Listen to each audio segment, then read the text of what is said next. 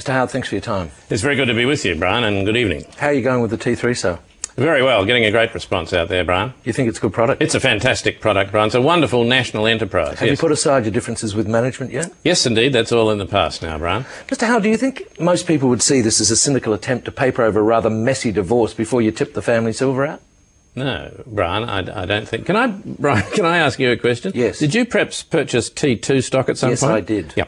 Well, Brian, I think you need to make a real effort not to allow that to impede your objectivity in this interview. Mr. Howard, my super fund is down a hole. I can't get at it. Brian, I'm sorry about that. We now live in a different price environment. Yes, thanks very much for that. Brian, I might say that T3 stock's not going to cost you $7 either. Why are you releasing T3 when it's at historical lows? Great opportunity to get in at an entry price, Brian. You don't Wonderful think people opportunity. are going to think that the government's made a complete mess of this and you're just trying to clear the room, Brian, before the next election? I'm Come sorry on. that your super fund purchased T2 stock. Well, you encouraged me to buy it, Well, I'm Mr. sorry Howard. you listened to me, Brian. I don't know what's wrong with you. I was the vendor.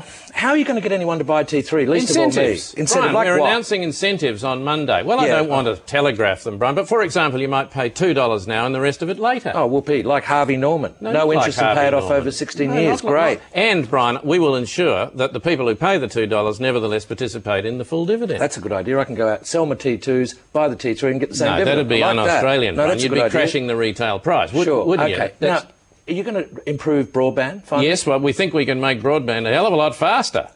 So what sort of broadband have we been paying for?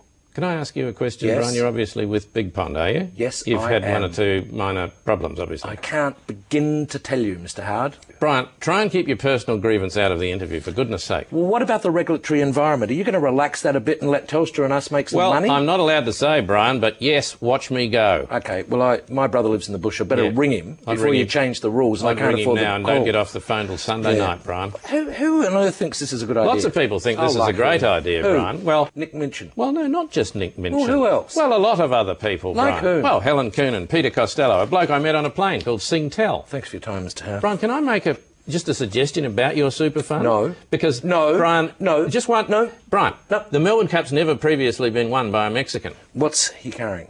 Nick Minchin, me, Helen Coonan, Peter Costello, and a bloke I met on a plane called Singtel. No. Can't lose, Brian.